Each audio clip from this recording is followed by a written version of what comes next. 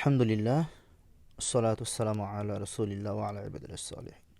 আসসালামু আলাইকুম ওয়া রাহমাতুল্লাহি ওয়া বারাকাতুহু।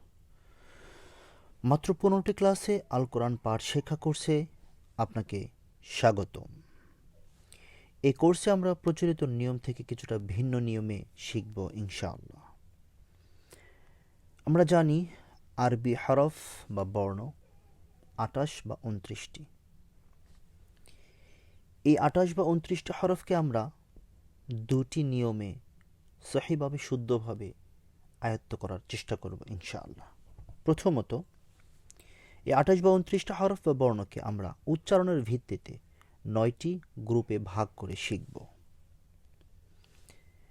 অতঃপর দ্বিতীয়ত, এই 28 বা 29টা হরফকে আওয়াজের ভিত্তিতে 4টি গ্রুপে ভাগ করে শিখব ইনশাআল্লাহ।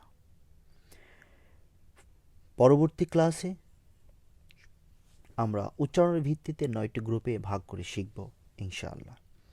উক্ত নিয়মের মাধ্যমে আমরা শেখার ফলে হরফগুলোকে খুব সহজে আয়ত্ত করতে পারব এবং মনে রাখার জন্য খুব সহজ একটি কৌশল ইনশাআল্লাহ। দেখা হচ্ছে পরবর্তী ক্লাসে। আসসালামু আলাইকুম ওয়া রাহমাতুল্লাহি ওয়া বারাকাতুহু।